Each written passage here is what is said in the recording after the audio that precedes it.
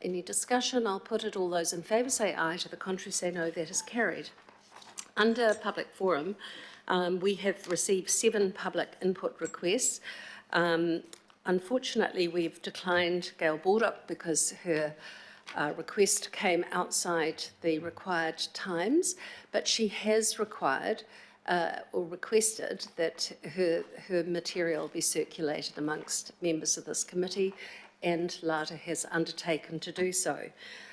So the first of the public input are the New Zealand Police. So I would like to invite Superintendent Scott Gemmell to come and address us, please.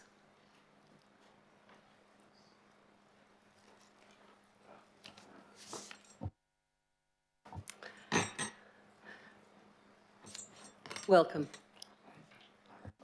Tēnā koutou katoa. Thank you. It's actually Inspector Scott Webb. Looks like I've had a promotion to Superintendent. Superintendent Gemmell's just home sick. I'm not sure if he's dialing in or not. Well, thank you, Inspector Scott Webb, whom I have known for some time, and it's very good to see you here today. Thank you. And I'm sure you'll represent the police well. Thank you. I kind of feel like I've walked into the High Court and about to give evidence. And I do know a few faces from my times. My times in Rodney and West Auckland, North Shore and Auckland City, so it's good to see some familiar faces here. Look, I just stand here in support of our other partner agencies in relation to road policing and road safety, and I know that in some of the submissions that you've received is that the police is around police deployment and the ability for us to deploy and carry out the enforcement. New Zealand Police are just one arm of the road safety, and we don't set the speed limits, as you're all aware. Our part is to enforce them and to reassure the community and the public, and we do that by way of general deterrence. It's kind of a newer way of policing, and we've done this over the last 18 months and seen a gradual increase in enforcement in terms of enforcement in Tamaki Makaurau and also at a national level. One is the dosage, so it's the intensity of the enforcement. I mean, that's what we're here for and what we're paid to do, is to enforce road safety. Another part is the unpredictability. So it's the randomness of the enforcement, because the message is that you could be stopped anywhere at any time and we could pop up anywhere, sometimes to people's annoyance, but it's around the reinsurance and the network coverage. So the coverage is out in some of the areas where police traditionally might not be seen unless they're specifically called there. So we kind of work on that general deterrence. Our focus remains and will always be what we call RIDS. R is for restraints, I is for impairment, whether it's alcohol or drugs, and D is the distractions such as cell phones, and S is speed. So the speed is a significant part of what we do. And as I said before, we are here as one part of a team. We can't do it without the support of the council. We can't do it without the support of our community. We can't do it without the support of Auckland Transport, Waka Kotahi, and all the other groups that represent. It's one big collective effort in terms of road safety. So nationally, 302 people have died on the roads this year. And for Tamaki Makaurau, it was 48 at the start of this week. One is one death too many, so we are really committed in terms of enforcement and working hard across Tamaki Makaurau and the teams that we have for the people of Tamaki Makaurau. Thank you for that. I'll open it up for questions from members.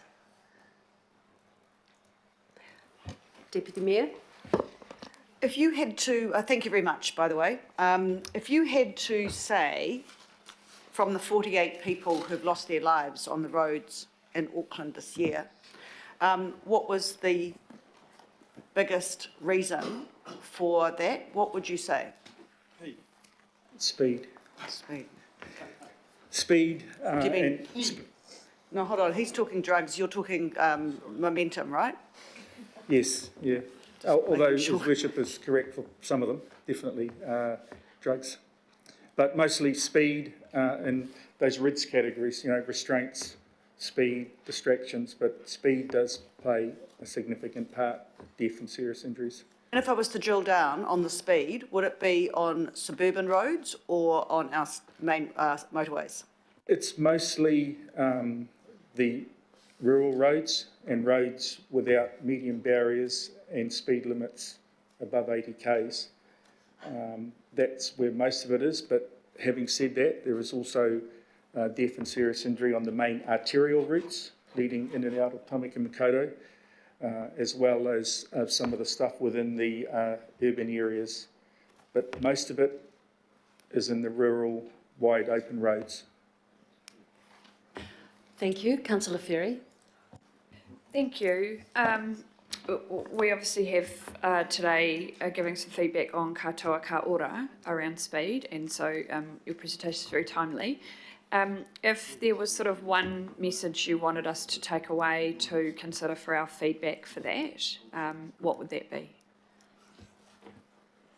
Reduced speeds will mean reduced death and serious injuries on our roads. And it is kind of a mindset thing with a lot of us, and particularly with road safety and driving, we all make mistakes, and sometimes those small mistakes can cost a life or, serious injury. But slow down and speed. Speed is just horrendous.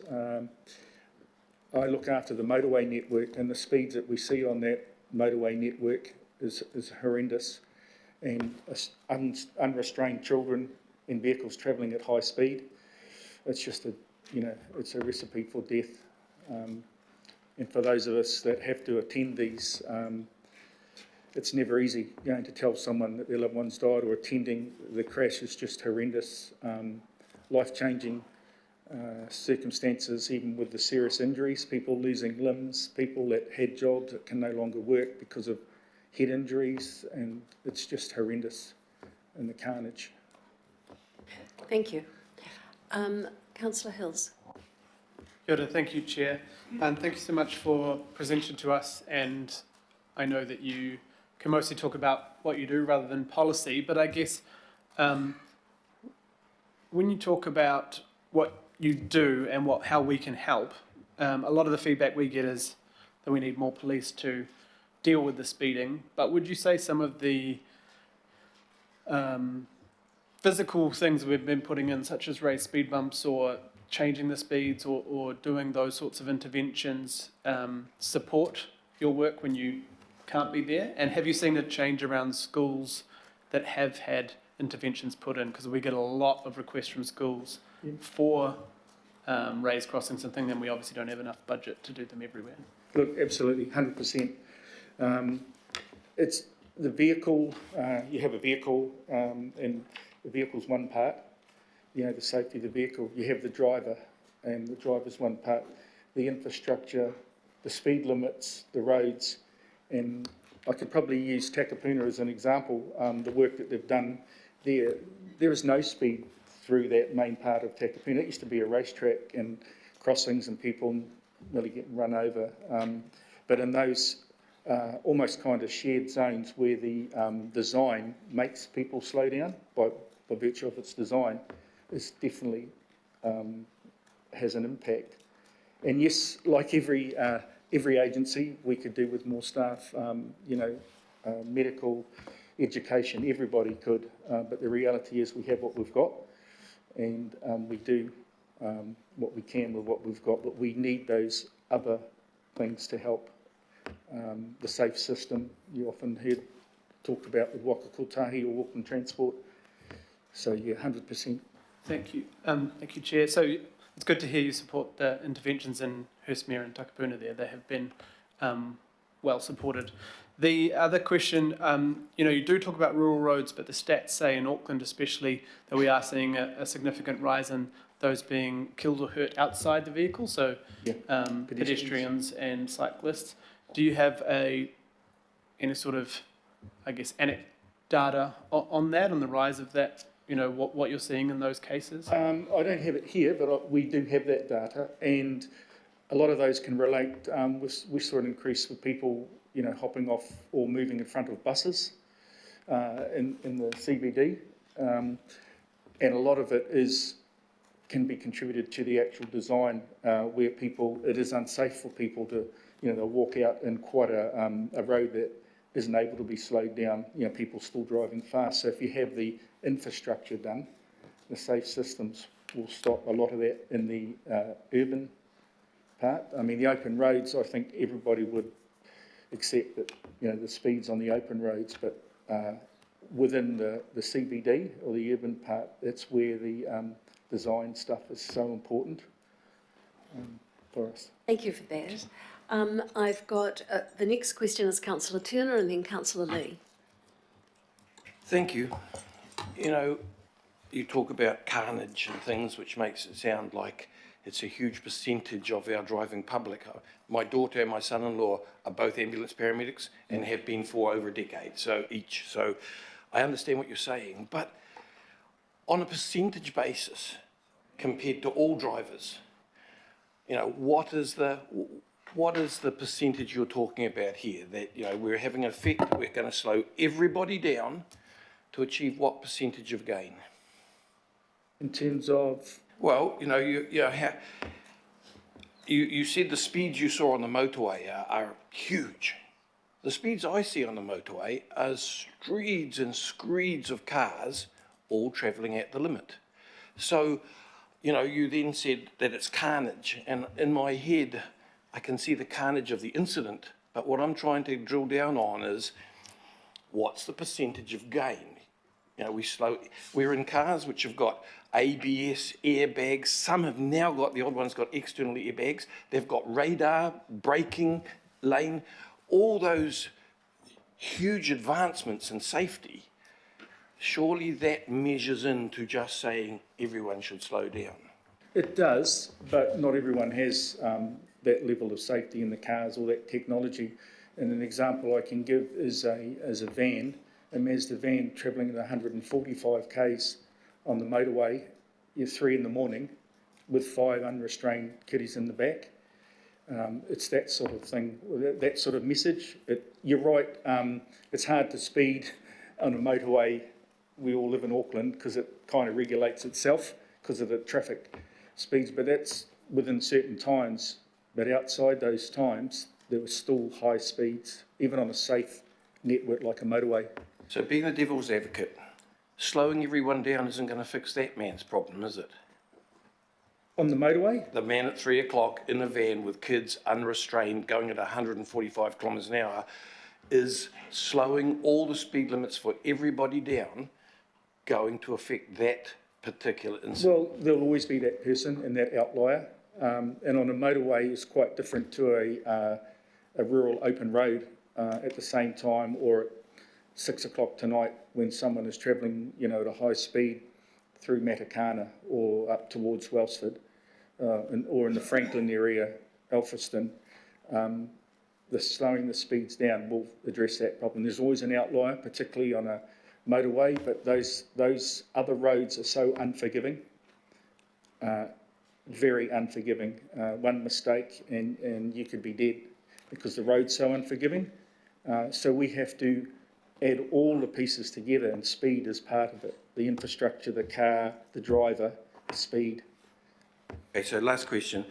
Going back to a percentage, of those outlying people who are not behaving in the way we expect as the norm, what percentage do they make of the statistics compared to all the people who are acting? I couldn't give you the exact one. I can get that for you. No, that's all right. I was just trying to make a point. So thank you. Thank you. Now, members, I'm mindful of the time that we have for public forum, and we're really lucky to have Inspector Scott Webb here today, giving us. I don't want to get into debate with him, and I would really encourage you to just ask one question. So the next question I have is Councillor Lee. Thank you, Madam Chair. Thank you for coming along. We appreciate it, I can tell you. Before I ask the question, I just want to recount an incident that happened a couple of weeks ago. I came from a rather terse meeting in the city about safety in the city, the usual concerns, and I went back home to Waiheke Island, Paradise. the green and pleasant island, and as I was about to pull into my drive, I was flagged down by a woman jogger, and she told me there's a man lying in the long grass bleeding heavily opposite my house, and I thought, even here. So the outcome was I called the police. I was extremely impressed at the speed at which they turned up, and then the ambulance. And it was obviously apparently a drunken fight, and the guy was bleeding heavily and semi-conscious, but I think that he was semi-conscious because he's heavily drunk. But it's just a lesson that safety is can be a concern anywhere, but can I come back to the inner city? And you talked about people getting off buses.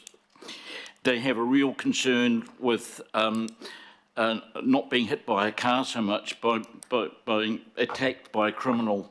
And I make the plea again for the police to please elevate their presence in the inner city.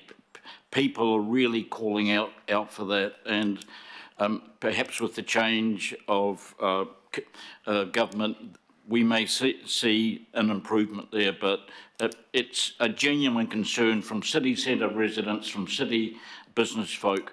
They want to see the police back in the inner city. So thank you. Thank you for that. I'm just going to let you know that our Executive Officer is recording the additional request for information that has been required, and that will be reported back after due consultation with the police at the February meeting of this committee. So I'm going to cut off the questions. We have Councillor Filipaina and Councillor Henderson, and then if there are further questions, if you could submit them to our Executive Officer, please. Morning, Chair. Morning, my mate. Sorry I can't be there to see you in person, but good to see you. Malawa. Hi. Look, I just want one question in regards to the raised pedestrian crossings, especially around schools. And my question is, 15 kilometres, 10 to 15 kilometres, what impact on injuries for our kids will that make if it was reduced as a result of the raised platform on the pedestrian crossings? I spoke to a principal of the school just where I live, and from his perspective, that's how much it reduces the traffic speed. So is there any sort of information or knowledge that you have around the injuries that could be sustained by an extra 10 to 15 kilometres of a vehicle travelling? Sure, it's a difference between life and death.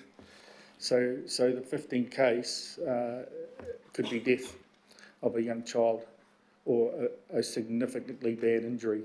That's all it takes, particularly around schools and crossings.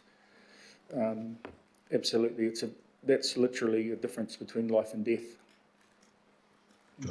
Kia ora. Again, good to see you. Last question is from Councillor Henderson. Thank you, Chair. And yeah, good to see you again, Scott. It's great to catch up. It's been a while. Yeah, look, I'm aware we're talking about making systems safer for innocent people when they make a mistake, that mistake doesn't turn deadly. So I suppose my question follows up from Councillor Ferry, which is reaction time.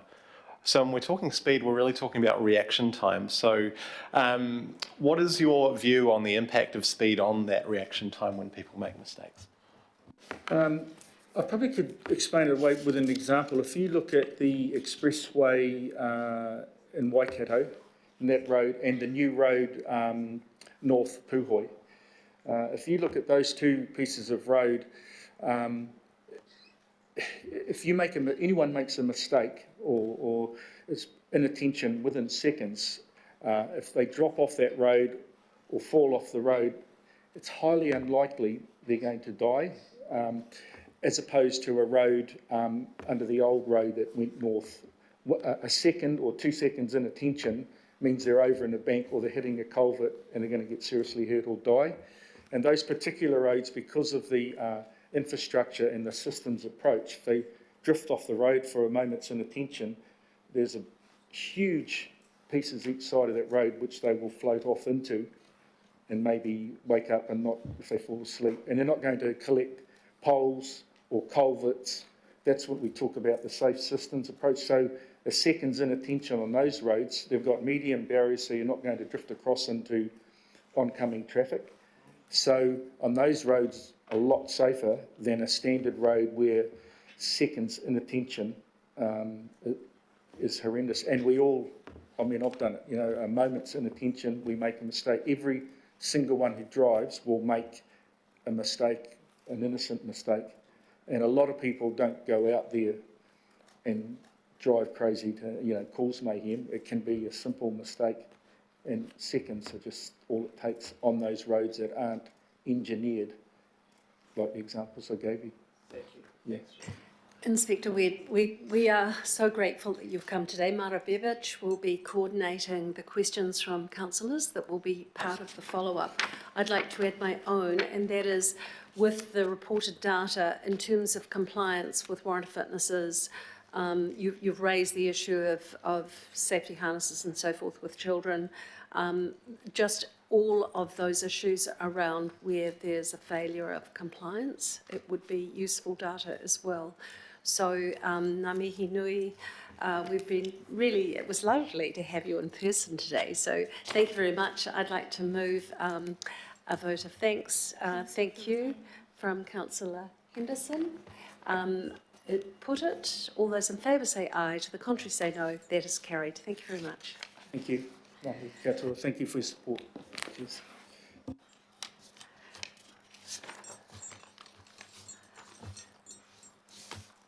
Our next submitters are Students Against Dangerous Driving.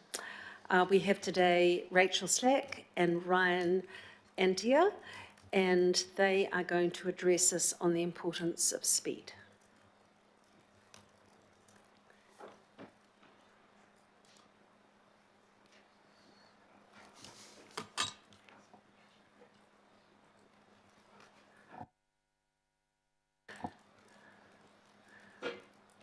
Morena, it's lovely to have you here in person.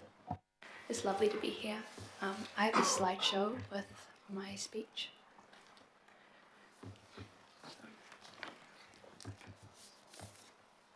Cool. Awesome. How do I... Sorry. Okay. Awesome. Kia ora. I'm Rachel Slack from Ariel College, and I'm representing Kaitiako Ada, Students Against Dangerous Driving, as one of their national leaders, as well as speaking from a youth perspective. I was originally going to come up here and speak about the statistics of dangers of speed, but I first want you to hear my story about how growing up rurally and how speed affects my community. I have lived rurally in Rodney for the past 14 years, spending 6 years at Dairy Flat School. When I first started, the speed limit outside my primary school was 100 kilometres an hour. For my family and many others, turning right to leave the school was a stressful experience every day. The trucks and parked cars had made such a blind spot that cars were having to pull out so far just to see if it was clear. This created such a hazard to be broadside T-boned, especially with cars travelling 100 kilometres. Even for how happy my community was when the speed limit was dropped to 60 kilometres, we were still gambling with our lives when we were having to pull out so far. My primary school is located next to one of the biggest waste management centres in New Zealand, Red Vale, with nearly 700 trucks passing that primary school every day. Growing up on the metal roads rurally, only within the past 2 years we have had the speed limit dropped from 100 kilometres down to 60. I cannot tell you the amount of times I've had to jump into a ditch with myself or with my dogs to prevent being hit by a car, and as well as being completely dust bathed from the dust circulated from the road. Rodney has the second highest DSI in Auckland, just 6 serious deaths and injuries behind Franklin. On the map there, all the blue is 100 kilometres road in Rodney. Rodney is one of the only places besides the motorway where the roads are still 100 kilometres an hour. The motorway has so many precautions for it to be that speed. The chance of having a head-on crash with another car are slim because of the safety features of barriers to separate the roads. On the open roads, there is none of that besides a white line. Speed limits are such a make or break for life or death. During my second to last year primary school, one of the fatalities of having a member of my community only surviving because of her horse. She was hit head-on with a car and was thrown to the windscreen. With her leg being whipped up to her head, the severities of her injuries was only being held on by a third of muscle and skin. And I quote from her, "The surgeon could put his entire hand inside of my leg." Speed contributes to 32% of New Zealand road accidents. New Zealand has one of the worst fatal rate accidents in the developed world, with 2 children dying every week. In New Zealand, more than 300 children are either killed or seriously injured, hospitalised with serious injuries from vehicle accidents. Around 90 of these are young Aucklanders. There was a study done in New Zealand where it included 200 incidents and where children were seriously enough to be injured. 12 of these included deaths. It found more than 150 children were injured while crossing the road while going somewhere, with 60 of them on their school journey going to or from school. 60% were injured within 500 metres of their home, and 75% were injured within a kilometre. Quoting Starship Pediatric Emergency Department Dr. Michael Shepherd, the data on speed is very clear. There's a strong and exponential relationship between increasing speed and the crash risk, and increasing speed and serious death and injury. The evidence of speed reduction and reducing trauma is strong, with studies assessing that the impact of 30-kilometre zones finding a 50 to 70% reduction in injuries and deaths in children. Children pedestrians were more likely to be badly injured when struck by a vehicle. While adults were usually hit at hip level, children were prone to be hit in the head or more critical parts of their body.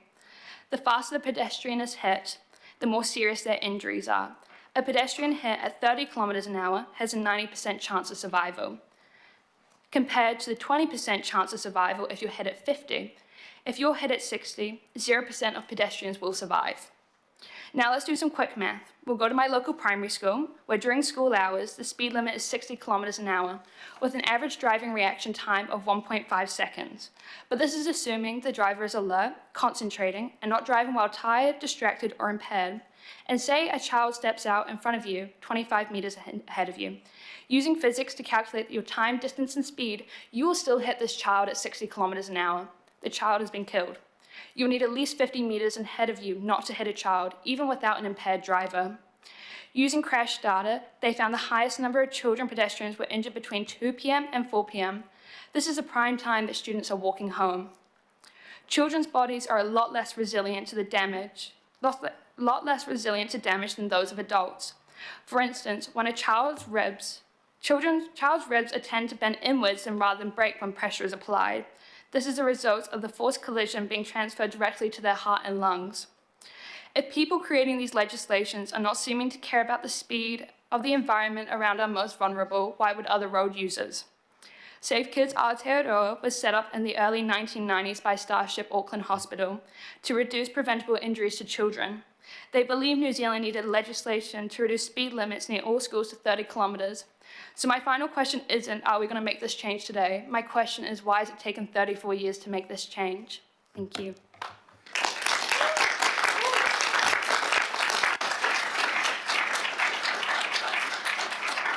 Thank you for that very powerful presentation to us. Ryan, did you wish to address us? Pardon? Ryan, did you wish to address us? Thank you, Madam Chair. Kia ora koutou. My name is Ryan and I'm 16 years old and I'm a Year 12 pupil at Mount Albert Grammar School. I'm deeply honoured yet sombre to be speaking to you all today as we gather here to discuss a very serious topic which has altered the lives of so many in many heartbreaking ways. I'm very proud to be a national leader for Students Against Dangerous Driving, which over the last few years has really opened up my eyes to the reality of the safety of our roads in Aotearoa. Having been born and raised in Puketepapa, Mount Roskill, yet connected to the electorate of Owairaka, Mount Albert through my education, I have been exposed to everyday students arriving to and from schools. When my parents were a similar age to me, they were encouraged to bike and walk to school, with statistics in New Zealand showing that approximately 42% of students walked or biked to school in the late 1980s, where communities at the time benefited from decreased car congestion and air pollution.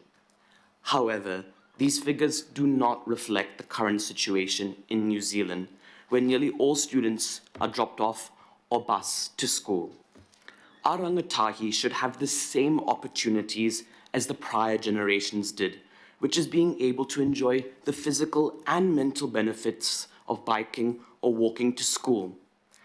Unfortunately, students of today are less inclined to do so, and all evidence for their reluctance points to the concerns regarding the safety of our roads. You, adults, are the guardians of the safety of our rangatahi, and yet have failed to cultivate and instill the notion of safety, welfare, and protection of our young ones when they travel to and from school on modes of transport other than cars or buses. They have failed to speak with a united voice to express their views to those in office to change the way we drive on our roads. And so we have all paid a heavy price. In 2016, a 70-year-old woman was taken into hospital suffering serious conditions after she was hit by a car on Albertian Ave in Mount Albert. In 2017, a 7-year-old student died after being hit by a truck while traveling from her home from Gibson Central School. In 2023, a 5-year-old girl walking home from a school in Manurewa was crushed by a car. Instead of celebrating her 6th birthday with her friends and whānau, she spent her time in critical care after undergoing several life-saving spinal and brain surgeries. Some of these incidents took place right on the doorstep of my school in Mount Albert. Conversations with my friends and their parents vindicates how dangerous and hazardous it once felt to bike or walk down Albertian Ave and Mount Albert Road before the speed breakers were installed.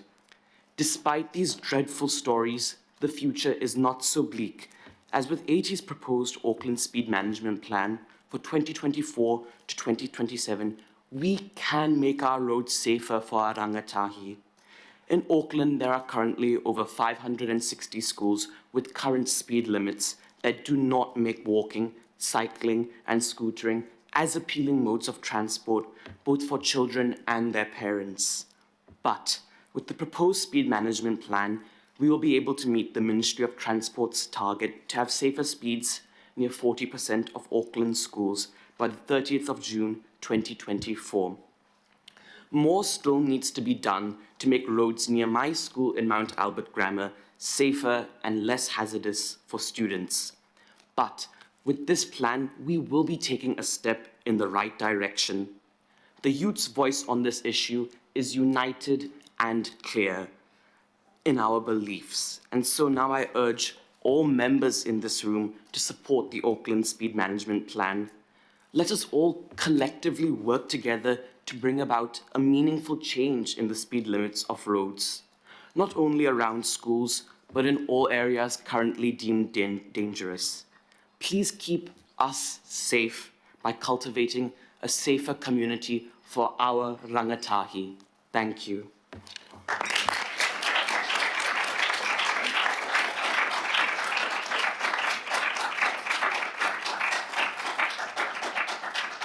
Kia ora, Ryan, and thank you for that. I'm sure that Orewa College and Mount Albert Grammar must be very proud of their students. I have a speaking list of Councillor Sayers, Councillor Turner, Councillor Ferry and Councillor Hills. I am going to conclude at that point, and again, if there are further questions, they can be submitted in writing. The first question is Councillor Sayers, online. Thank you very much, Madam Chair. I guess just want to start by congratulating Rachel and Ryan on your outstanding presentations. An excellent job, and your messages were very clear. Rachel, I'm the councillor for the Rodney ward, and you spoke about your experience there, in Dairy Flat. Myself and Louise Johnson, who's a local board member, are very, very familiar with the road that you spoke about. We're very familiar with your school. I really appreciated you sharing your story about how you had to avoid traffic, by jumping into the drain when traffic comes along there. You and I know that is an unfortunate situation that's experienced fairly regularly in that community. And I wanted to let you know a couple of things. You would have heard the policeman beforehand, Inspector Webb, talk about the safety on rural roads. You've reinforced that, and I wanted to let you know that just as recently as yesterday, the Mayor has put out for public consultation his proposal to increase funding to be able to lift the safety standards in rural roads. For many years, there's been underinvestment there, Rachel, and the very things that you're talking about, being able to safely walk along the roads, safe cars to more safely navigate those roads, for those roads to be wider, the drains not to be those open ditches, but safer refuge points. That's all money's being proposed to be allocated to fix all of that. So I wanted to let you know, it's not just the sealing of the roads, but it's improving the safety of those roads. So that's a message I'd like you to take back to your colleagues and to your organisation.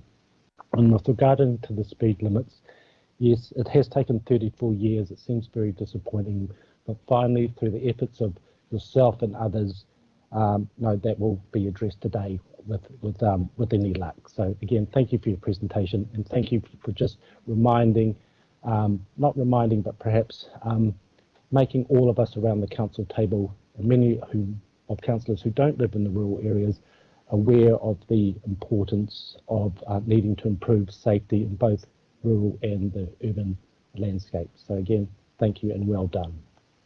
Councillor Turner.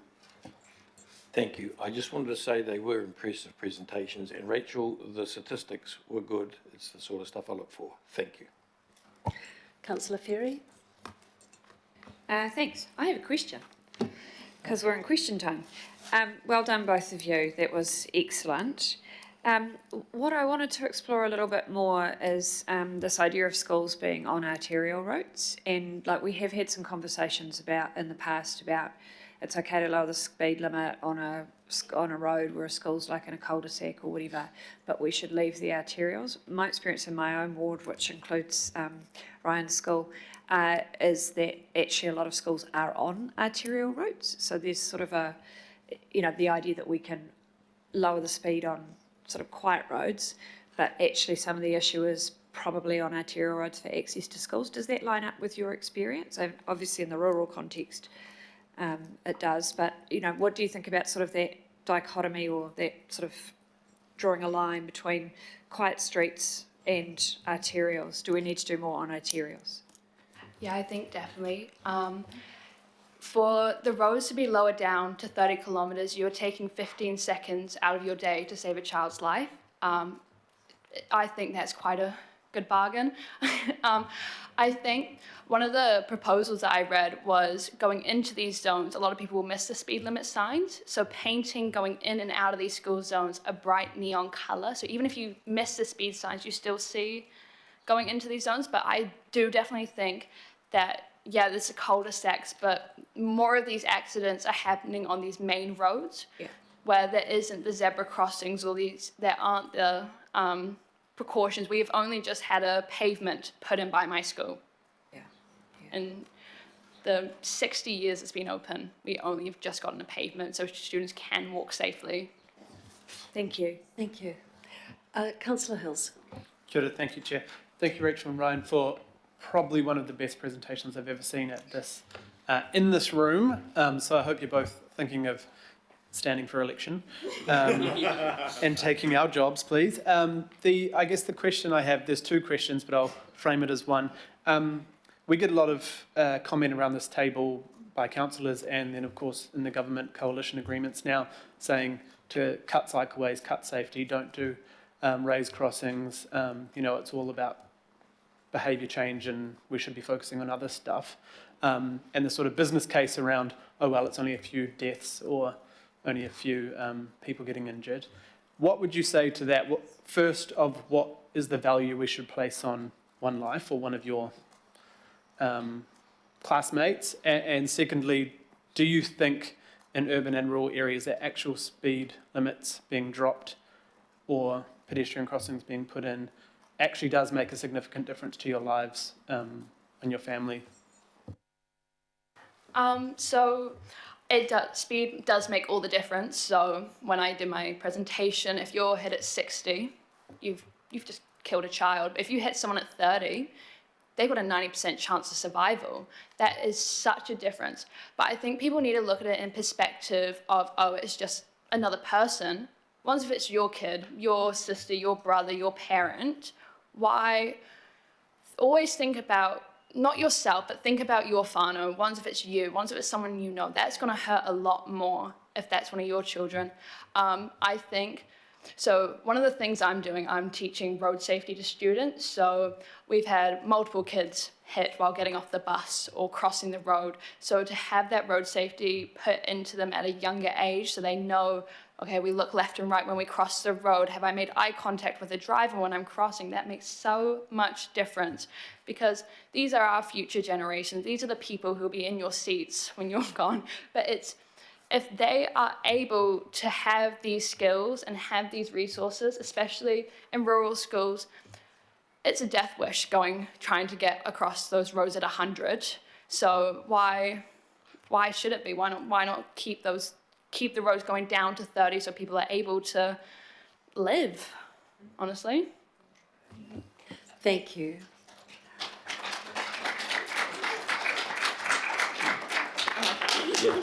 I think Rachel explained that very well. And before we were brought up here to speak, we heard a lot about percentages and figures. And obviously, figures play quite a lot of importance in decision making. But we know people are dying on our roads, and this is a fact. And we really do have the opportunity to change this. No matter how small the percentage, we have the opportunities to save lives, and I would just like to emphasize that. And as Rachel did mention some of the statistics about like 60 kilometers, if you're hit, it's like a 0% chance. Whereas you're looking at other figures, you can have the opportunities to save lives over here. So that's just what I wanted to touch on. Kia ora, thank you. Rachel and Ryan, have your schools broken up yet? They have.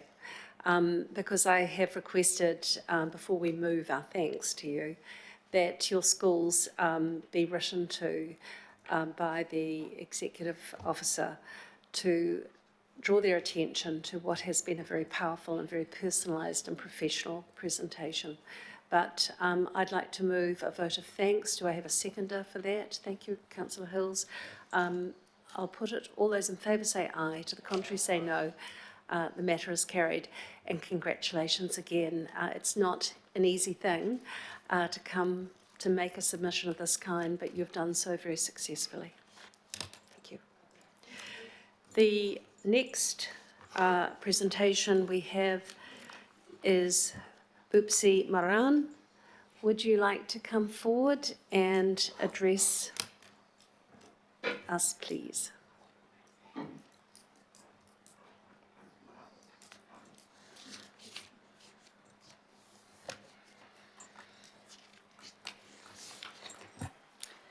Tēnā koutou, tēnā tātou katoa. Ko Boopsie toku ingoa, I tipa mai ho ki Los Angeles, engari tamaki makoto toku tūranga waiwai I nā. Hello, my name is Boopsie, and I'm from LA, particularly Santa Monica High School, and I now live in Auckland, and I've called it home for the past 15 years. I am here because as a mother and a teacher working closely with students in schools, I've been entrusted to share a school perspective.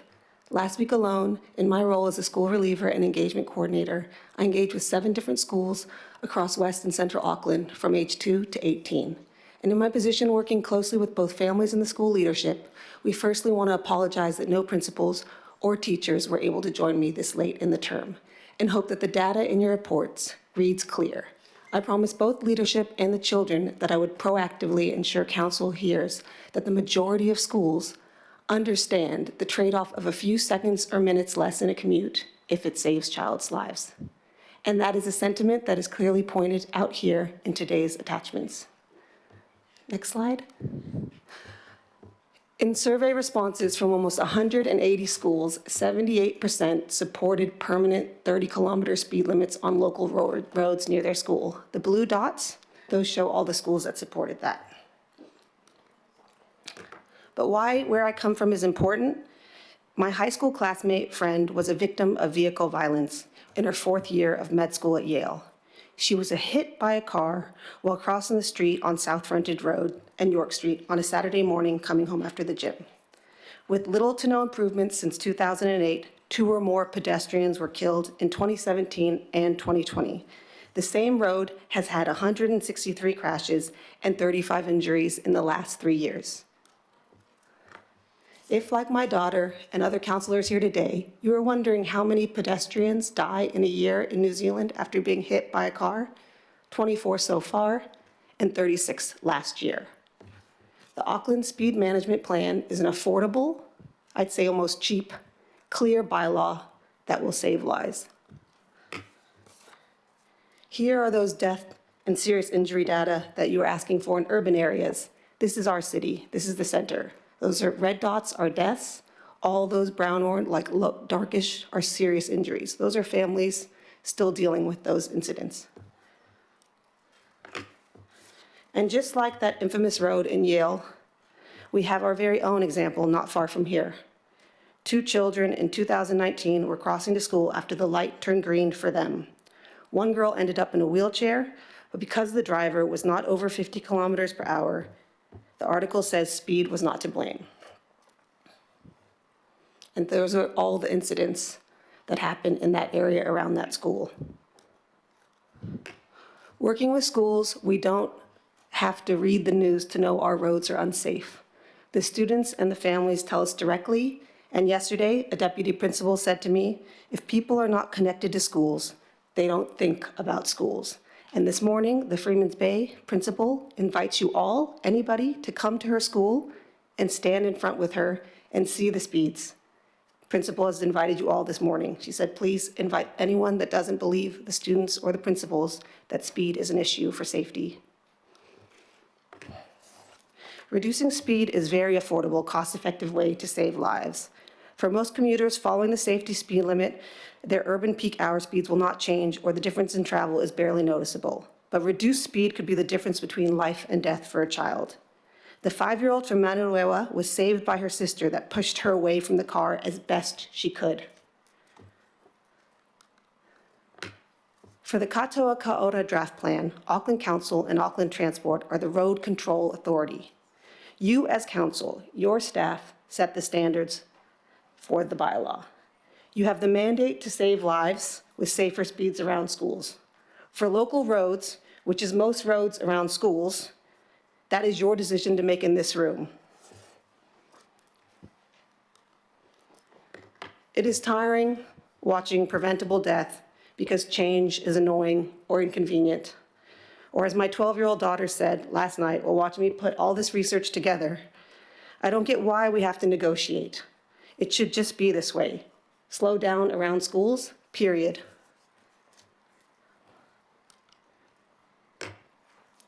So in conclusion. Oh, great. That's, I was just going to give Yeah, you a in bit of a heads conclusion, up on time.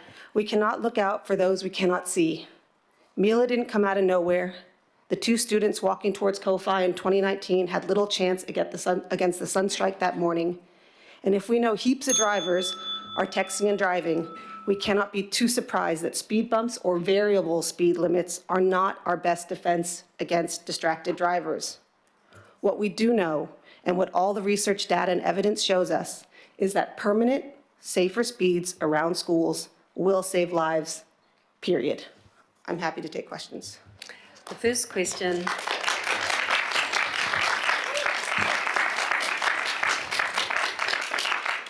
is Councillor Turner. Thank you. I just noted on the map you had up there with the little yellow dots that they were concentrated in the urban city areas, and I'm sure there's a population reason for that as well. But it made me think of Councillor Ferry's comment about a city of two halves, where we've got all those arterial routes. I was thinking when the students were talking of Forest Hill in heading towards Helensville. Engineering of those sites in the, I'm asking you the question. I'm worried that slowing the speeds in those sites will actually not be the best outcome. Engineering of how those rural sites is more important. Where do you see that?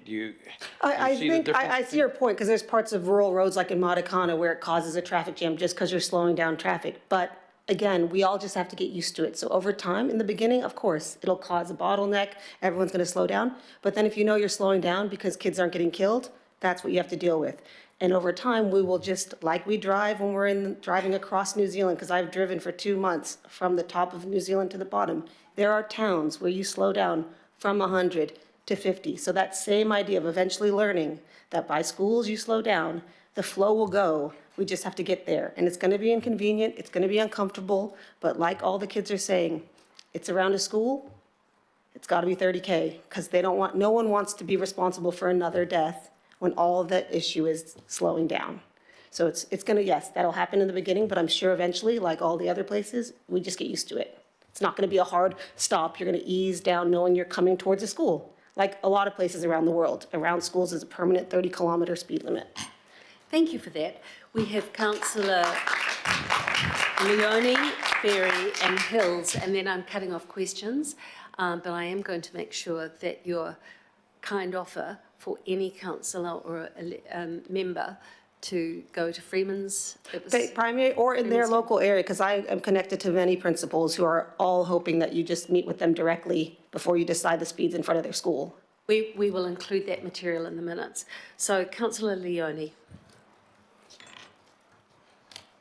Oh, kia ora, Boopsy. Thank you so much for the presentation. Sorry, it's repeating back a little bit. My two questions are, firstly, if you could just let me know again all of the schools that you have been to, and secondly, what your main key message was as an outcome of the presentation today. Well, in the last few weeks, I've been working with Glen Eden Primary Prospect, and I just do that with my outside work, but I always, when I'm doing my other engagement, I ask about the speed when cars come racing by, just because I know we're collecting this information. So I was at Glen Eden Primary, Konani Prospect. Last week I was in St. Mary's Bay College. So I work in schools all the time. And I always like to ask about speed, but I don't see why I have to. So I just asked because this is the current situation. But yeah, those are, I could keep going on the list of schools that I work with. But principals, when it comes to speed, are always open to meeting anybody. Thank you. And the second question? Thank you for that. Thank you for the work that you're doing. And then just the other question was just your key message for today, which I think I'm pretty aware of, but just wanted to bring it back as well. Well, I think after we're hearing from the students, we have a position as council and as residents to decide that 30 kilometers per hour is the permanent speed limit in front of schools. And I suggest that we recommend that, seeing all the data. And if you have time to look through the future slides, there's data for all the questions you've asked today. So there's 24 slides with all those questions you've asked about speed, all that. So I recommend that at the end of today, we suggest a 30 kilometer per hour speed limit permanently in front of all schools. Councillor Ferry.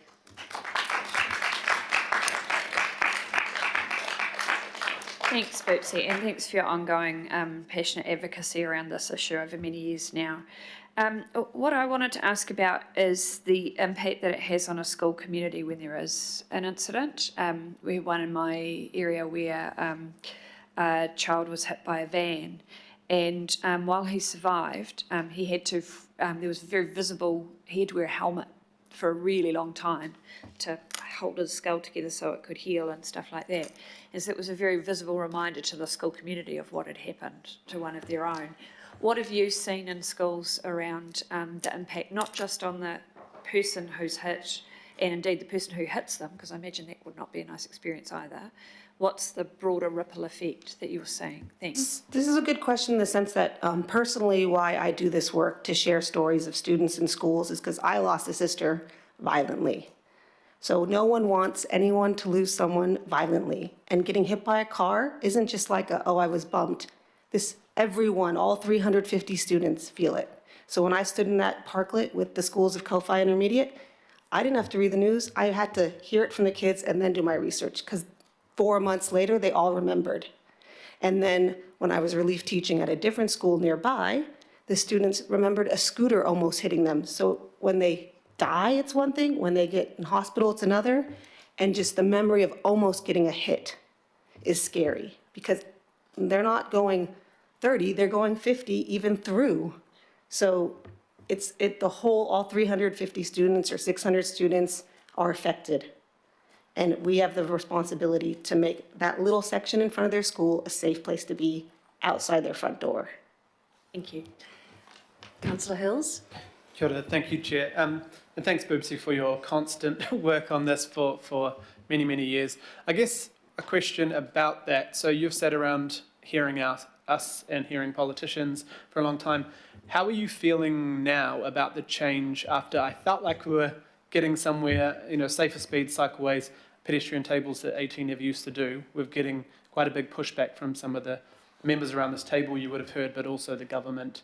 How is that? I think there's two notes of debate, which, as my daughter says, I don't even know why I have to be here to negotiate this, as do all the principals, because the data showed that 78% support it. But since I am here, alcohol is not an issue when you're going 50 kilometers. It's distracted drivers. We can't even use that argument. That's unfair to speed as an argument, and so that's an argument. And then the other one is, yes, so we have no money for infrastructure. Okay, I'm okay with that. We can change the speed limit. It's very cheap. It's easy. If we're not going to build any more tables, for the next 3 years we don't have money, change the speed limit. It's cheap. It's an easy way to do it, because we know the money's not going to build my safe pedestrian crossing I've helped students try to get for 3 years. So here I am again begging for speed limit signs and enforcement. Thank you. I had cut the questions off, but I'm going to ask Councillor Simpson if she can move a vote of thanks.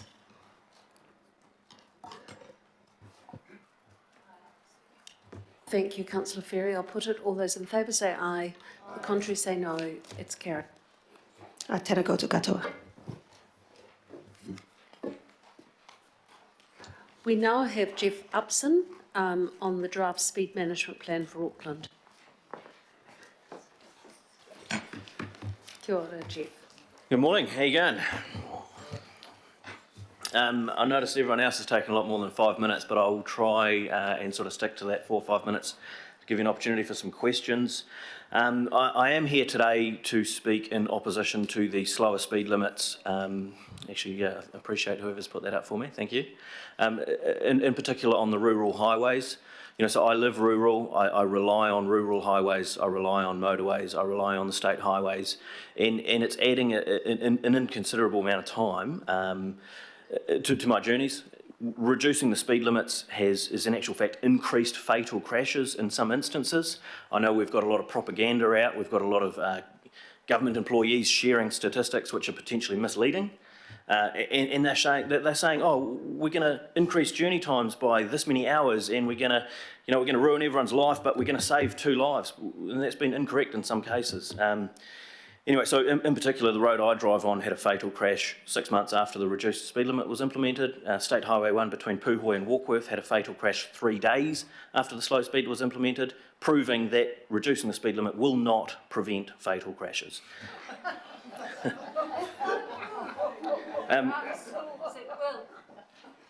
Order. Let's hear our submitters in silence.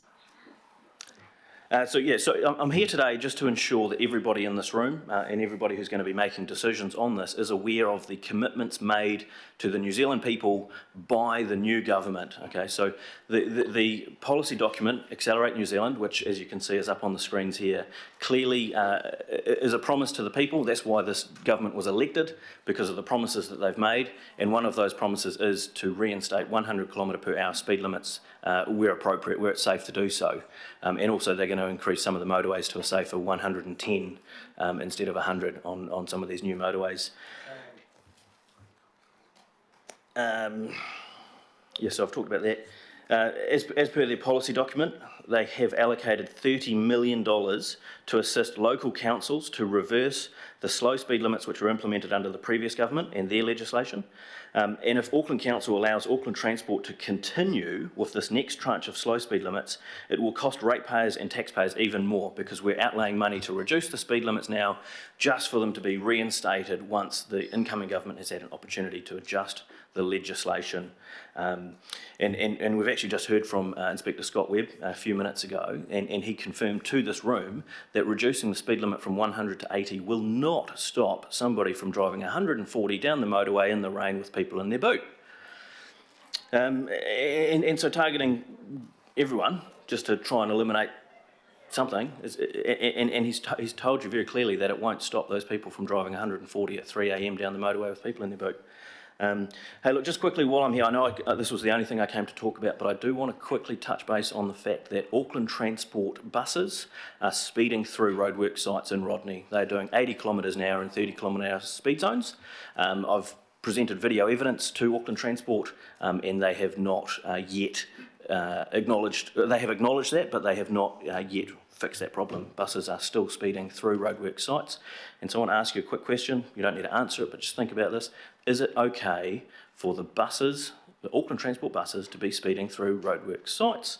The other question I want to ask you just to think about is it okay to drive drunk? If you think it's okay to drive drunk, great, that's your opinion. I don't think it's okay to drive drunk, and I think that we should be taking those drunk driver statistics off when we look at the speed-related statistics, because the fatal crashes which happen with speed as a factor is a much, much smaller number once we eliminate those drunk driver from those statistics. So there's actually a very small number of fatal and serious injury crashes which happen as speed as a factor when we ignore the ones which were caused by drunk drivers, assuming that if they weren't driving drunk in the first place, they wouldn't have had an opportunity to speed while they were drunk. Thank you. Any questions? Thank you for that. We have Auckland Transport coming before the committee later today, and we will raise that matter with them at that time. The first question I have is from Councillor Turner. Thank you. Do you agree that schools are not, schools are separate to this discussion? Slowing outside schools is the right thing to do? So yeah, that is, it really should be two separate topics. There are obviously unfortunate circumstances such as Dairy Flat School we just heard about. Somebody decided it was a great idea to put a primary school on the side of a very important transport corridor which used to be State Highway 1, is now Dairy Flat Highway. I do agree that there is a safety concern there, and I have previously provided feedback in support of the slower speed limit of 60 in front of that school, and we have actually got a slower speed limit in front of that school of 60 at the moment. It's already in place. Yeah. Thank you for that, Councillor Hills, and then Mayor Brown. Thank you. Jeff, you're not here as a local board member today, or are you here as... Sorry, I should have clarified. Yes, I am the highest polling member of the Rodney Local Board. I ran on three things. I don't like slow speed limits, I don't like potholes, and I don't like speed bumps. And for those three reasons, I'm the highest polling member of the Rodney Local Board. But today I am here in my own personal capacity. I'm not here representing the board as a whole. Thank you. Thank you for the question. And just a question on the presentations we had before. So when you hear those presentations around speed and around the focus to change the system and change the speed and change the approach, what is the value you put on the lives that those people were talking about trying to save, or those lives changed from injuries? Okay, well, I'm not very good at maths. You've asked quite a specific question, the value of somebody's life, okay? I think that's a question which you could consider asking Pharmac. I'm sure they've got specific calculations to work that out. The other thing you're talking about, we're talking about road safety. What about driver behaviour? We heard before somebody was hit and seriously injured by a car hitting a horse. Well, how did this person legally drive a car that doesn't know how to drive safely around a horse? There are laws that specify how you have to drive around livestock. And reducing the speed limit will not change that driver's behaviour because they're probably the same driver that drives 70 in a 100 zone holding me up and then drives 70 past a stopped school bus when you're only supposed to do 20 past a stopped school bus. There are people that shouldn't have a licence, and clearly that person who crashed into the horse shouldn't have a licence. Thank you. Thank you. We have speakers Mayor Brown and then Councillor Darby, and then as my practice, we'll conclude the questions at that Thank you. point. Thanks. Brown. You touched on something earlier I really jogged my memory. I should have asked the policeman when he was here before. And that's construction sites, and particularly in rural roads. Anyone driving in New Zealand will go past 50k signs. Quite periodically, there's nobody there and nothing's happening. And so everyone drives through at 100k's because we get used to signs that don't mean anything.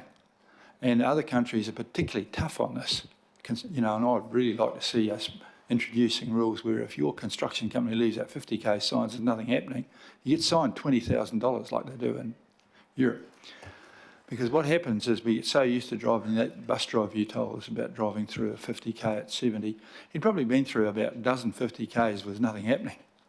And if you follow the traffic, everyone goes through at 100k's and 50k zones until you get to one where there actually is a hole in the road. But it didn't mean, the sign doesn't say, we really, really mean 50 here. And so, I support slower speeds outside schools. And if we have them in few enough places where it's important, people will respect them. But if we have 50k signs all over every road, just because there's a couple of cones left out there and a guy worked there 3 weeks ago, it devalues our speed signs. So I think that I kind of hear a bit of what you're saying. I like it. We've got to challenge a few things. If everywhere is a 50k sign, no one's going to do 50k's. They're just going to go flat out. So I support more cautious use of useful speed signs. In other words, where there's a school, if it says 50, you'll know, go at 50 or even 30. And your question is? My question is, do you support that as a person in the countryside, and do you regularly find that incorrect speeds, construction speed signs left out there are a danger in themselves? Absolutely. And actually, I've seen a lot of your speaking about this before, and I agree with exactly what you've said. And I want to share a quick story about a fatal crash which happened near to my home. I know it was on a state highway and not an Auckland Council managed road, but this particular space on State Highway 16, which is a few minutes away from my home, there was a roadwork site which had been set up for about 4 years, I think almost 5 years. And so everybody who drove the state highway, oh yeah, roadwork site, yep. The majority of people drove through this roadwork site at about 70, 80, 90 kilometres an hour. Okay, until one day, the road controlling agency decided that they were going to start work at this roadwork site. So it went from being a bit of a bump on Tars Hill to being a big hole, a big drop into gravel, and so it was no longer, you could no longer drive 80, 90, 100 through this site. And so what happened is that the regular road users were coming into this construction site, which was now a roadwork site, which hadn't been for 4 years. It had just had a reduced speed limit and a couple of cones and signs around. And in the space of one night, we had a crash where a person went into the ditch. So they come into this roadwork site, hit the gravel, unsuspecting, it hadn't been gravel the week before, and they crash into the ditch. The emergency services responded, so the police and fire pulled this person out of the car. They all went home and they got another call. They'd literally just got back into bed. This was at night. They just got back into bed and they got another call. There was a fatal crash. Okay, so this fatal crash could have been prevented if the roadwork site wasn't left there for so long that people started to ignore it. And that is exactly what the Mayor has just mentioned, is that because we have so many roadwork sites set up, we have so many cones, people have started to ignore them. And in actual fact, the majority of roadwork sites that I drive through, I'm the only one sticking to the speed limit, and I only do that because I make a point. The majority of people do ignore roadworks slow speed limits because they're just there for far too long. Thank you. Councillor Darby. Thanks, Chair. Thanks, Jeff. Jeff, you referred to 2 crashes leading to fatal deaths on roads where the speed limit had been reduced, and then you arrive at the opinion that the speed limit reduction does not reduce or does not improve safety, and has, I think you alluded to it, leading to deaths. Could that be your sort of personal observation? How important is evidence to you in how we identify?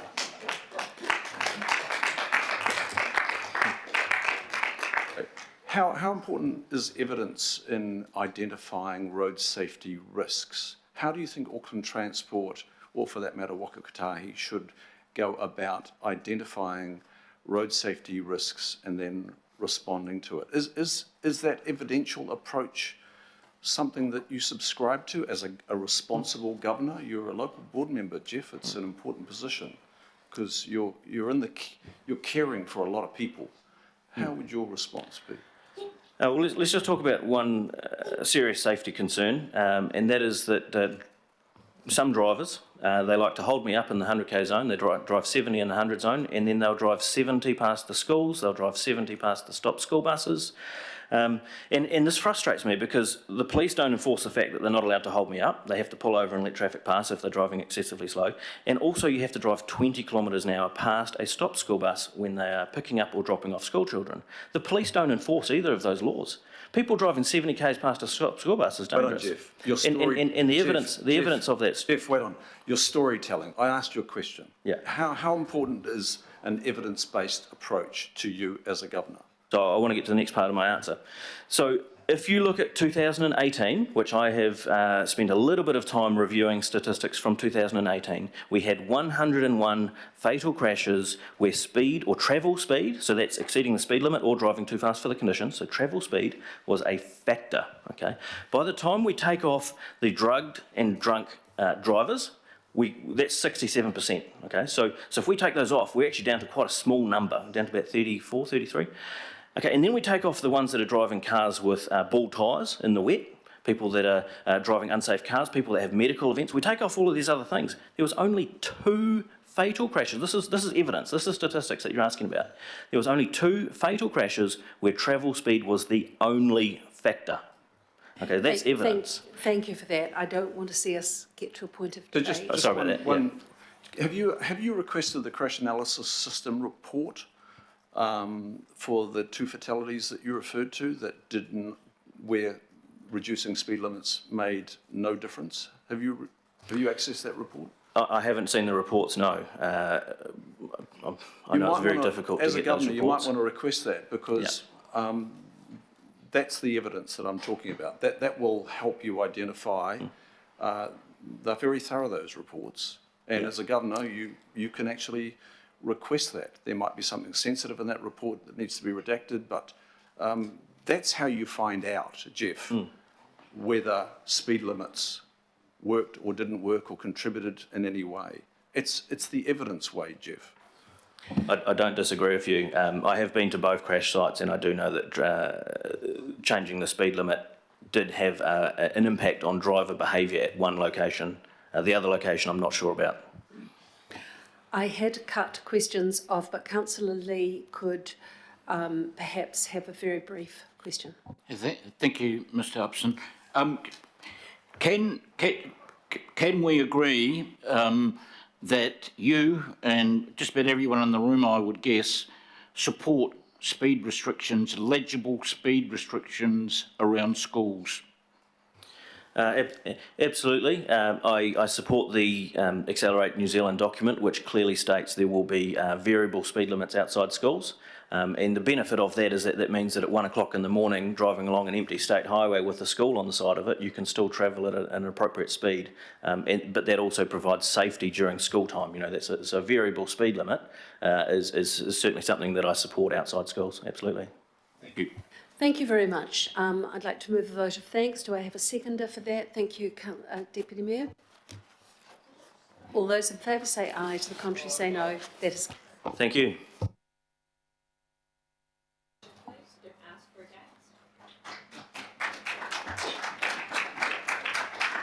My apologies. I think I did say against, but I was probably too fast on that, so I apologise. Our next submitter are Surface Light Rail Group, Surface Light Rail project along the city centre to Mangere Transport Corridor. And we welcome Councillor Bartley to the meeting.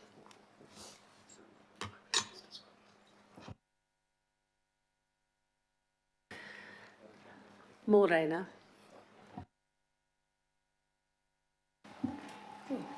All right. Tēnā koutou katoa, ko tangata tiriti aho.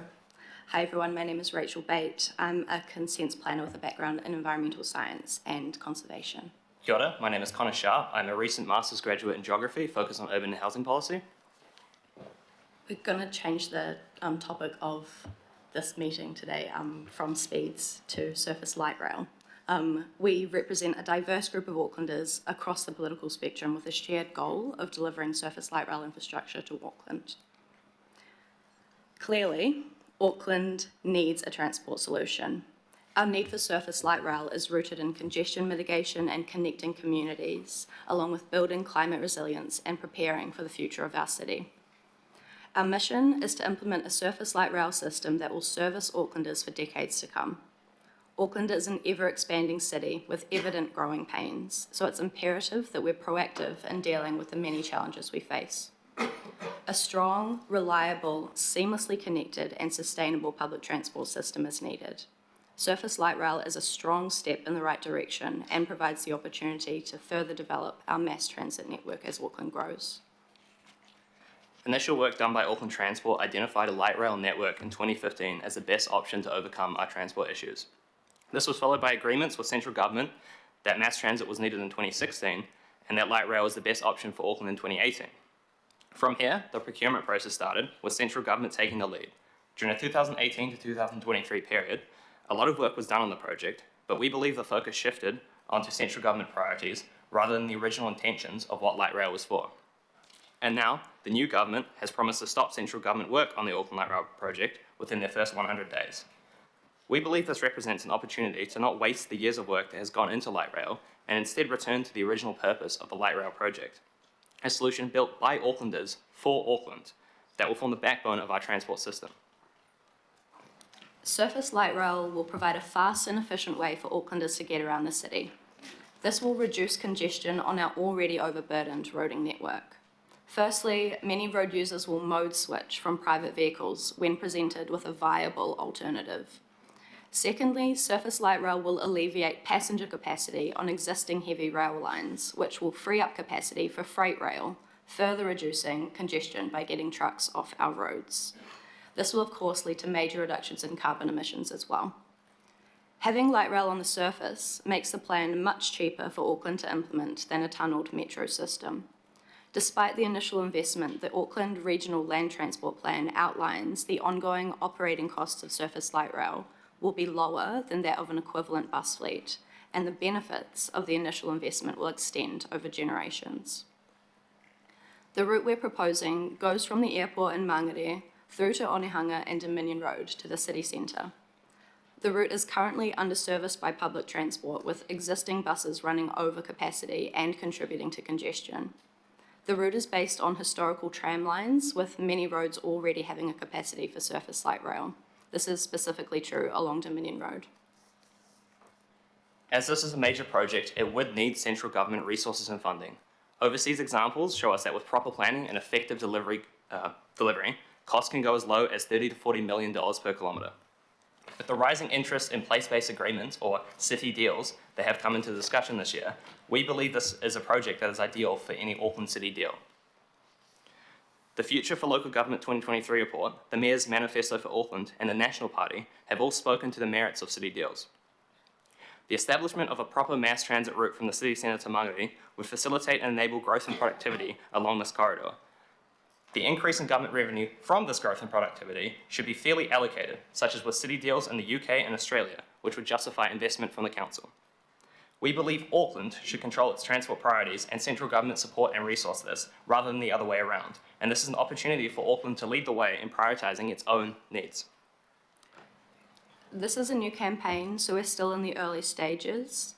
We've been reaching out to various community, resident and business groups, and would love to open a dialogue with you all as well. To recap, Auckland needs surface light rail. Auckland needs to take control over its transport priorities, and there is an opportunity to fund and resource the project through an Auckland deal. Auckland can be the world-class city that we all deserve. Thank you for your time. We're happy to take questions.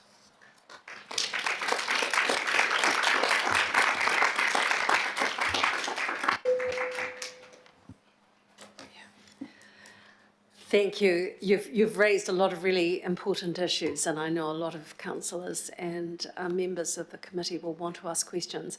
I have limited them to 5, and then there will be an opportunity, if there are questions that can't be dealt with at this time, for them to submit to you. Is that acceptable? That's perfectly fine, thank you. We can do it through our officer here. Yes, yeah, we're happy to So the take first questions question is that from Councillor Henderson.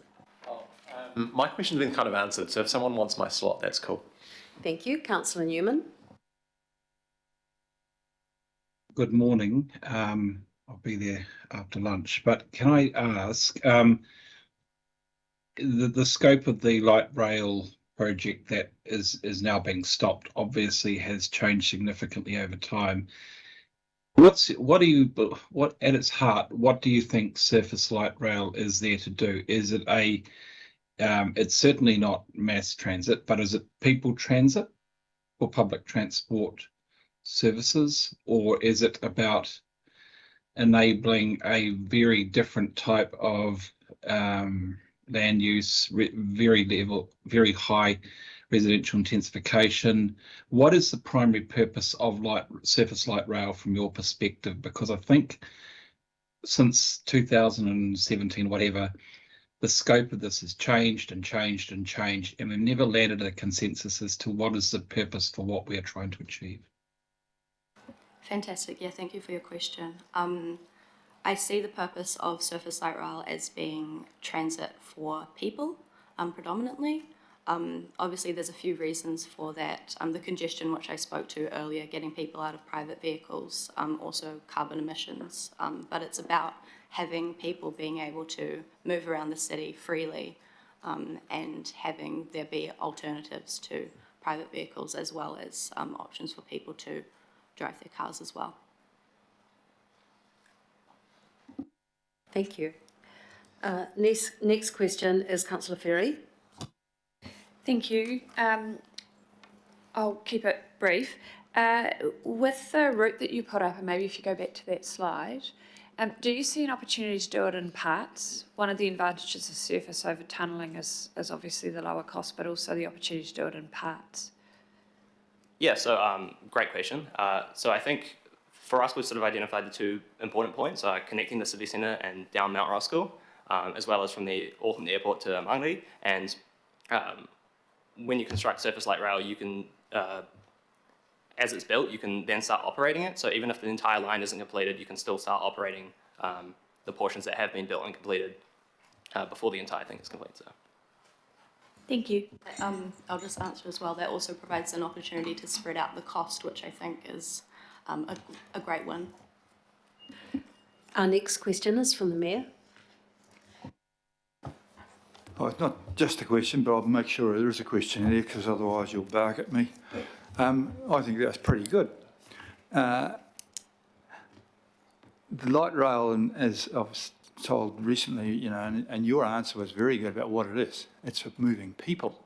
Somehow or other, the government wasted millions of dollars on a light rail, and project which devalued light rail's future and really made it into a bad word because they thought it was a housing project, but houses don't usually have wheels, at least I've never noticed that before. So what do you think went wrong? How did they make such a mess of something or other? I mean, light rail, along the lines of what you've done, is done for $50 million a kilometre in France, a very expensive country where no one works more than 30 hours a week. And we had it down at $470 million a kilometre above ground, and even more insane $700 million underground. What's you young people? I looked at it and I'm astounded by the levels of screaming incompetence that were associated. What do you think went wrong? Yeah, I can speak to this a bit. It's not super clear, so you probably need to ask them. But when it comes down to what we think, basically reading the documents and I guess looking at what happened, I think they started to value the sort of like end-to-end travel points and as well as housing. So they were trying to connect, have like a lower trip time for the whole thing and make sure like, you know, along it. Whereas what Surface Light Rail is supposed to be for is, or light rail's for, is like connecting the communities along that route, where it's like actually getting people to be able to move up and down that route, essentially replacing buses. So, yeah. Yeah, we hear constantly from about trying to reduce greenhouse gases, and you hear that something like 80% of all vehicle movements in Auckland are less than 2 or 3 kilometres. And that's the bit that light rail replace overseas. Is that what you expect? And so that was your answer when you told that other councillor didn't understand what it was for. It's just for moving people upwards and down, back along a route. And it does. So how are you going to, as young people, help me get a deal which includes something or other which the previous government made such a mess of that the current government are quite keen, have quite clearly and with every good reason topped it, and none of those people involved should be allowed back anywhere near it, obviously. But how are you going to get this to happen? How are we going to revive this because they gave it a bad name? Yeah, so we're actually reaching out and have spoken to MPs and people from central government from all over the political spectrum, and so we're going to be talking to them and making sure that they understand that this is a really good idea and that we're going to do it. So also a bit of a rebrand, so clearly it's gone around in circles and circles and circles since the initial report in 2015 from Auckland Transport, I believe it was. So a bit of a rebrand that this is an Auckland issue. Auckland is pushing for this. We're asking for your support to be a united front from Auckland to the government and asking for this to happen rather than it being partisan or rather than letting those priorities be diluted. People on Wellington decide everything. Exactly. Yeah, well, okay, well, it needs a rebrand because it sort of lost its way. It was actually called Auckland Light Rail, even if it was led by a retired Wellington politician, which struck me as completely insulting. So how would we rebrand this? The really, really Auckland Light Rail. What about the Wayne Brown Express? I think that levity is important, and I think that there is an opportunity for all members of the committee and our submitters to suggest their ideas to the Mayor for the city deal. The next question is Councillor Lee. Thank you for your presentation. I noted with interest that you reviewed the whole history of this the saga going back to the 2015 Regional Land Transport Plan and also the Regional Passenger Transport Plan of the year 2015-2025. But are you aware that the concept outlined in the original plan, which went to the public and received widespread public support, was profoundly different from the scheme you have indicated here of a single line to Auckland Airport?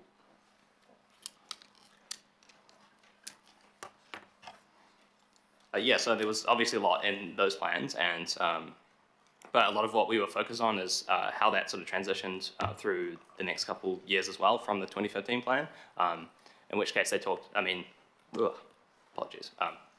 And they talked a lot about addressing the sort of needs of those communities like south of the city centre. And if there's any other information that we have missed, we're also happy to, we want to have a dialogue and talk about it as well. So. The original plan was conceived by AT because their future scoping indicated that by the early 2020s, and this was not envisaging the pandemic, that bus transport would max out. You would need so many buses that you'd have too much of a good thing. Everything would come to a grinding halt. So what was the solution? Light rail on the bus routes. And so the original plan was for light rail trams on Sandringham Road, Dominion Road, Mount Eden Road and Manukau Road. And I think then Remuera Road. It was a good plan. It had public support, it had no funding.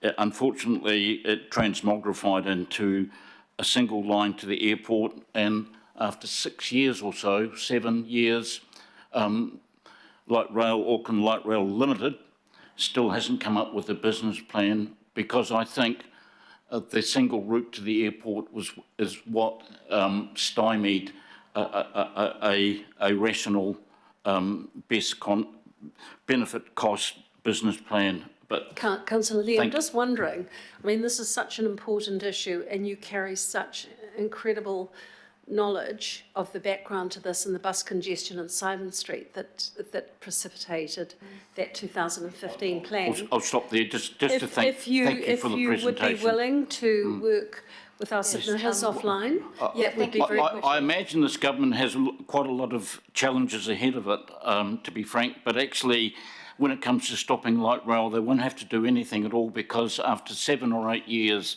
they haven't built 1 centimetre of track, unfortunately. No. Thanks for your question. I would like the opportunity to respond to that, if I may. Yes. Part of the reason for this proposal, and one of the benefits I see, is you're absolutely right. They talked about routes along Sandringham Road, Manukau Road, but this plan provides opportunity to further develop the surface light rail network. So once you have surface light rail already, it's much easier to continue that plan and to put other routes along other roads and other routes. We'd be very happy to take this offline, and we will be reaching out for sure in the next few days. Yeah, to add to that, a lot of countries overseas, when they built their first line, they would then find it much easier to expand it from there. So it's sort of getting the first bit built. Have a look at that 2015 scheme. I think you'll support it. Thank you. Thank you. There's a lot of work you can take from Vancouver as well on that. We had Councillor Hills, and then I have given Councillor Bartley leave to a very quick question. Kia ora, Madam Chair, and thank you both for the presentation. It's really good. And as people have said, it is a shame that the government failed so spectacularly on this, because it actually was National Party, I think Simon Bridges, who agreed with Kiwi Rail, Auckland Transport, Waka Kotahi, the airport, everyone, that it was going to be surface light rail because it carries 4 times the number of people than a busway. I guess from my perspective, what happens, so we talk about a lot about that we must do this because, and the cost of whatever this is, but what is the cost of not doing this? What do you see the future of Auckland looking like if we don't replicate what almost every other city is doing around mass transit through communities that don't have access to good public transport? Thanks for your question. We have a slide. How does this work?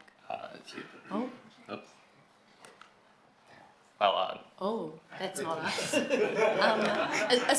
Essentially, it looks like traffic jams everywhere. It looks like people not being able to get around because their roads are so overburdened. It looks like having 5 buses that are completely full drive past you and then get stuck at traffic lights. Get stuck at traffic lights. It looks like buses not showing up. It looks like a lot of stuff you just see when you look out in rush hour every day. Exactly. Yeah. It it looks like It's the stress I'm feeling, I think, expressed Yeah. by all those people that we've got waka kotahi waiting to speak to us. So, Councillor Hills, unless there's anything further, I'm going to come to Councillor Bartley. Thank you, Madam Chair, for the leeway. And I was online before I came in, so I did hear all the presentations. Thank you very much for your presentation. Thank you for taking up this project. I grew up in Mangere. There's no train service in the Mangere town centre to come into the city. There's just buses. So really your only other option is a car. I bought my first car when I got my first job at Auckland Airport to drive from Mangere to the airport. My question is, this seems to be very top-down from Waka Kotahi and then going and consulting with communities. Do you think the approach needs to change now and be about communities and them speaking up about what they need, because they've been cut off because this project got cut by the government and everybody's talking about money and everybody's talking about all the strategic terms, but in reality it's the communities that lose out along this route from having something that they needed for hundreds of years probably, and this was the only way to make it happen, to see it happen. So do you think the approach needs to change? Yeah, absolutely. It's part of the reason why we've been reaching out to various business residents community groups, because we believe that they should have a strong say in what happens in their communities. A lot of places on that route are historically underserved by public transport, and if we want things to change, it needs to be a bottom-up approach. And talking to council, like it's an Auckland issue. It's not central government's decision to make about what we want in our city. Conor, Rachel, very good, powerful submission to us, and you will keep the dialogue going with Councillor Lee. I'm going to move a vote of thanks. Do I have a seconder? Thank you, Deputy Mayor. I'll put it. All those in favour? Aye. Against? Carried. Thank you. Oops. I have, I'm aware that, yes, yep. Order. Your promises sounded good. You developed a strong transport emission reduction pathway and you committed to net zero 2050. But the reality is you are trying to back by 2030. Could I ask you to make your submission? That is killing people. Could I? Killing children, as our other panelists have discussed. Today, Restore Passenger Rail emulates the council, sleeping on their own policies. Since the council